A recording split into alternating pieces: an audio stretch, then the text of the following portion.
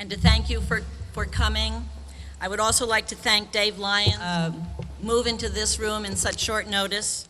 It has not been an easy task to extract this information from either National Grid or other parties involved.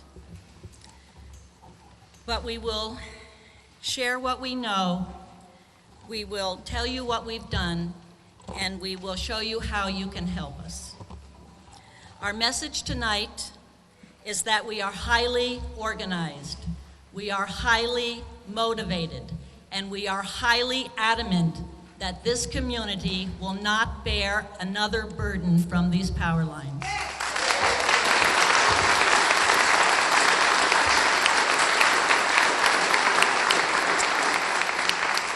There will be a question and answer period after all of our speakers have spoken. Governor Cuomo's office has sent Jim Den, Director of Public Affairs, who will also participate in this, good of the community. And also with me is Peter Cohen, who runs Protect Ghent with me. And Just closer. can you hear me? Can you hear me? No. Can you hear me now? I have to actually touch the mic, okay. So this is Peter Cohen, and he runs Protect Ghent with me, and he does all the technical stuff. So basically, we formed Protect Ghent 2 years ago when we found out about a high voltage line that was going to run through our community. And it's almost like our project is a little mini test run for what's going on with these lines. The proposed line, the proposed project is called the Columbia County Transmission Project, which is kind of ironic because there's so much more that's going on now in these different counties. And it was proposed as an 11.1, 115 kilovolt power line that the route was chosen without any regard for our community, and it basically just drove right through farmlands, lands that were protected by the Columbia Land Conservancy. It ran through Art Omai Sculpture Park. It ran through many historic properties, including an area that is eligible as a historic neighborhood under the National Historic Register. So, not that NYSEG, the utility company, knew any of that because they really hadn't even bothered to look into where they were putting that line.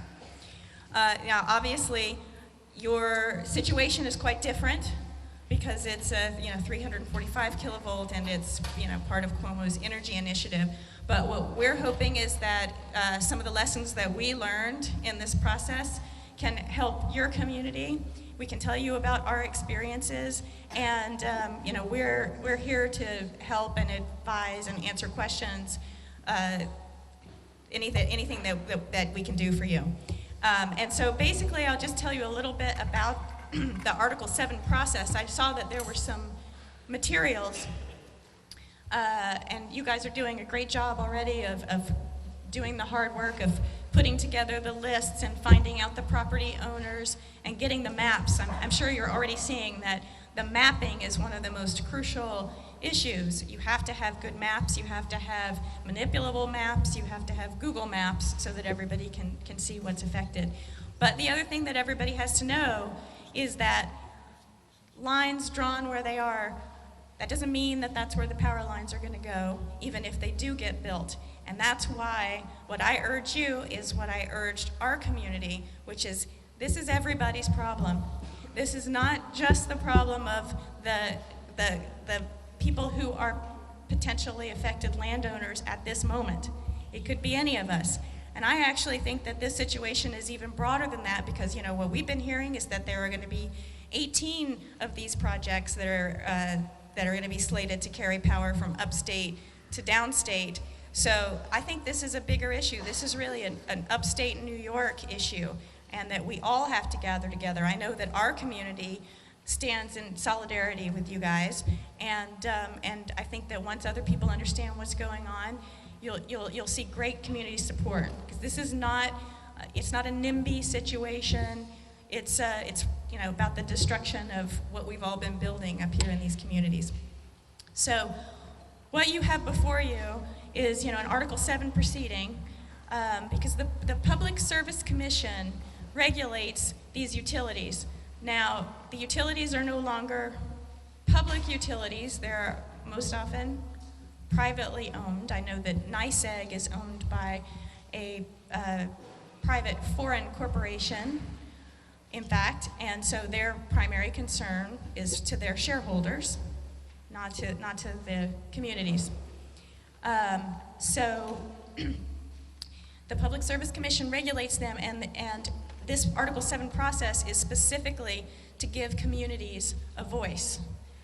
And there are many parties to these Article 7 proceedings. So whatever organizations you form will be parties to the proceeding. Also, individuals can sign up as interveners, and I urge you to get as many people to do that as possible, because it sends the message to the PSC, hey, people are paying attention. I know you've got your petitions. That's great too, but people should join on as interveners, and they should start writing letters immediately, making their letters as personal as possible, talking about their experience and their experience of the land. Also, parties to the case will be the municipalities that are affected, and also statutory parties are the agencies. So there's Ag and Markets, and DEC will be a party, and the State Historic Preservation Office will be a party. And all of these agencies are evaluating these proposals for their specific areas. And I have to tell you that in our experience, these agencies have done a very, very thorough job, and they have helped us enormously. And it's, you're going to need help in identifying all of the properties that are affected that might qualify for the National Historic Register. Your property does not have to actually be on the National Historic Register to get additional scrutiny. So that's going to be very important. DEC will go out and look at any affected wetlands. They'll look at other animal life and plants that are affected. And Ag and Markets has been great in this process too. They've met with all of the farmers. We had a meeting with literally every affected farmer, and they talked to them specifically about the land and how it would affect their farming operations. Because, you have issues with equipment turning around the lines, in addition to just having, certain areas that are no longer farmable. So what we did after we formed our organization, obviously the first thing you do is hire your lawyer, which I know a number of groups have done. And then you have to start lining up your consultants, because an Article 7 proceeding is a little bit like a litigation. The initial filing that is made by the company is going to, do we have ours? This was ours. This was for an 11.1 mile line. So yours is going to be, stacked to the ceiling. And it's filled with maps and evaluations, and you guys we'll leave it on the table here after the meeting. You can look at it just to get a sense of how much work is going into this. Because then you've got to hire your own consultants to evaluate these same properties. We hired an environmental consultant who did an on-the-ground study of the entire property. We are hiring landscape architects to do visual impact studies. So literally we've done a lot of the field work ourselves, going out. We have some photographers in our group. We take pictures, we have the GPS coordinates, and then this landscape architect has the technology to superimpose what the actual poles will look like. We have hired engineers so that when different alternatives are proposed, these engineers can come in and evaluate it, and we can weigh in and also propose alternatives ourselves. We've hired historic preservation experts to analyze which of our properties were National Historic Register eligible. And in fact, when NYSEG did its initial review of our area, because when you look at in the initial application, they're required to submit information on what historic properties are in the area. They identified 7. After continued prompting and our pressure, then SHPO went out and they did a survey, and they identified over 100 National Historic Register properties within 1 mile of the line.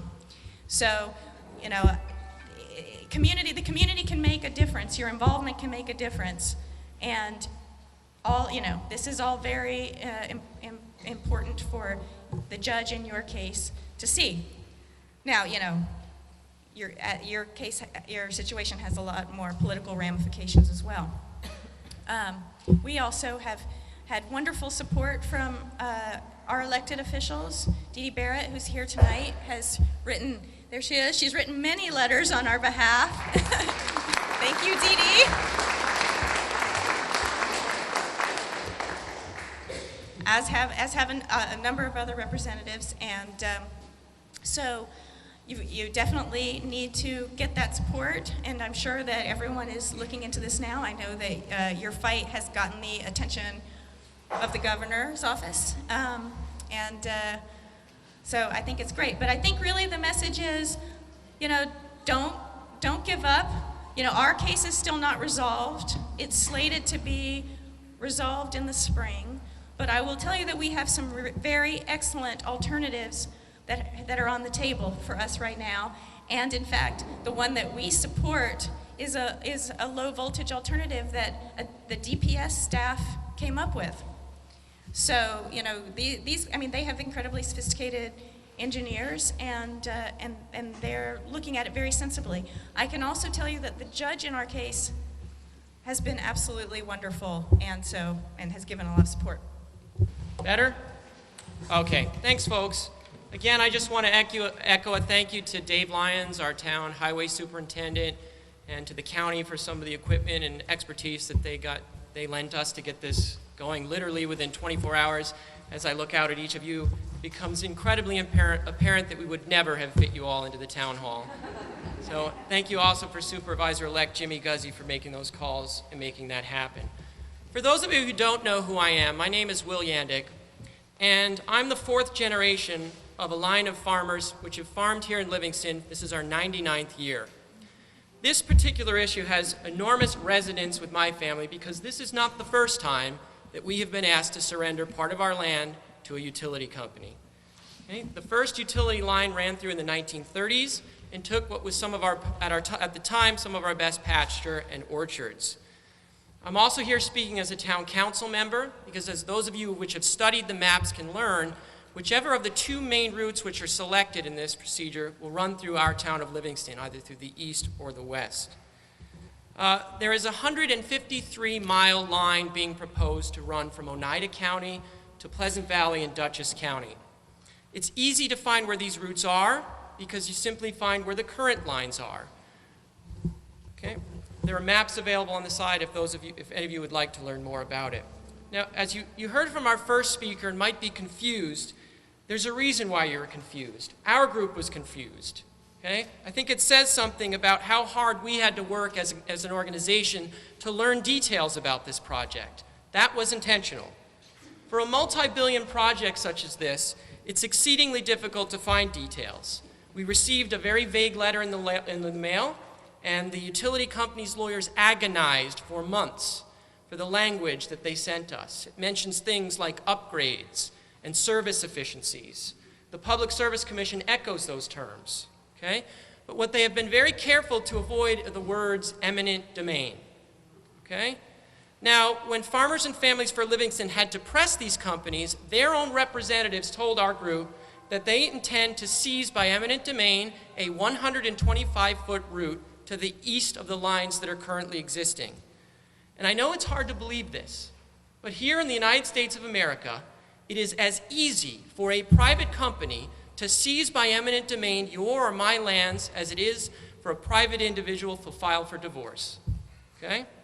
It's simple. The governor states a need, which he has already done. Okay? The administrative law judges approve it. A utility company comes to your land, they make an offer, and if you refuse, they send a map, condemn your lands, and take it. Okay? And if you're not savvy enough to hire your own legal counsel, your chances of getting market value for your land are quite small. Obviously, the value of your land is reduced, and if you, like many individuals who don't feel safe living under 345 kilovolts of electromagnetic radiation, wish to move, it becomes exceedingly difficult for you to move to another place. These are not the kinds of details that we read in our initial information from the utility companies. For example, to put it in very simple personal terms, a mere 125-foot easement on our farm over the 2 south parcels and that mile-long frontage would be asking my family to submit another 15 acres of our land for the good of the grid. This is an unacceptable risk for upstate New York farmers and families to take, especially when these utility projects will provide they cannot promise a reduction in our utility bills, and it won't create any jobs in our communities. Now again, 125 feet doesn't sound like much, but I ask you to go out there and pace it, as many of our landowners have. In many cases, when you look at the maps, this potential eminent domain would take out entire orchards, people's yards, thousands of acres of forests over the 153-mile line, which would have to be clear-cut and sprayed with herbicides for the duration of the line's use. Okay? That's the bad news, right? It gets a little bit worse. Okay? We at Farmers and Family don't believe we have much of a legal ground to fight this. Okay? And even though it defies common sense and justice, we really don't have much of a standing in court, because in the United States of America, there is long-standing legal precedence all the way up to the Supreme Court that defends the use of eminent domain for utilities. But we can fight this on political grounds. And that's why I'm delighted to see all of you come here today, because this is where our power is. Okay? The governor, he knows, his staff knows, is a re-election campaign next year. And I don't think his team wants to see headlines splashed around how his energy plan, which is intending to deliver renewable energy downstate, a laudable goal, we applaud him for that, is going to go through our land to do it. Now, I know where some of you think I'm headed with this, because so much of our talk in this region is upstate versus downstate. But before you bill this as just another upstate-downstate issue, keep in mind that we are collecting every day hundreds of signatures from downstate residents who either live here part-time or enjoy our part of the world for its recreation and its tourism opportunities. They're signing our petitions because you know what? They are just as equally appalled that when they turn on their air conditioning, that some farm or family upstate had to get stuck to provide that power. There is a solution here, a solution that would end this conference in 10 minutes if we could rally around the political will to place the lines underground. You could put it right through my farm.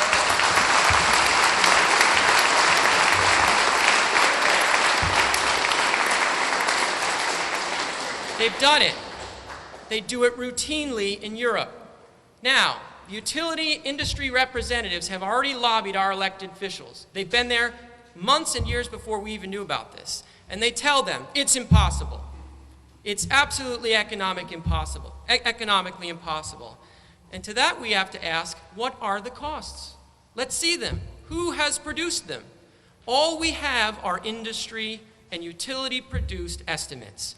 And so I challenge the governor of our state, the state of New York, the entire state, to produce independently generated estimates of the cost of placing these lines underground. Many of the large utilities say it can't be done, except for one. We even have one proposal under these lines by a company named Boundless Energy that intends to do just that, to be able to deliver New York City the power it needs and do it underground. And I can guarantee you folks, they're not doing this for free. Okay? If this company can come up with an economic model to create energy for New York City, get it from the wind farms upstate to the people who need it downstate, if they can do it, why can't the other large utilities who currently own the easements? We have to understand one thing, and they have to understand one thing. We are interested in the most power with the least impact to us here in upstate New York. We are not interested in the highest returns to the utility company shareholders.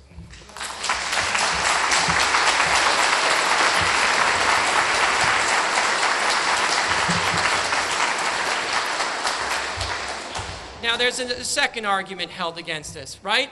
It's just another NIMBY. Not in my backyard, right? Nobody wants to live next to high towers. Nobody wants to live next to a cell tower. Nobody wants to live next to a highway. Nobody wants to live next to a slaughterhouse. But we all live in a society where we benefit from these things. So are we hypocrites? No. This is not the position of our organization. We do not want to push these lines into somebody else's backyard. You can run it right through my farm on the easements they already own and the land they already own if they put it underground, or find a way to do it without taking more land from my family, which has been here before there was electricity. Okay?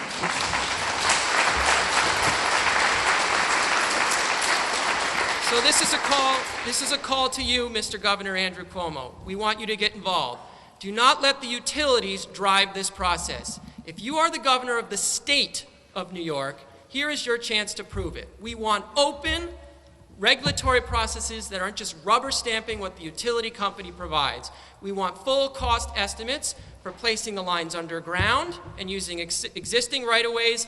And I want to see something other than towers built in this community like they did in the 1930s. After 90 years, we should be able to come up with better technologies than this. This is our right, and this is what we demand, and we will get it. Thank you.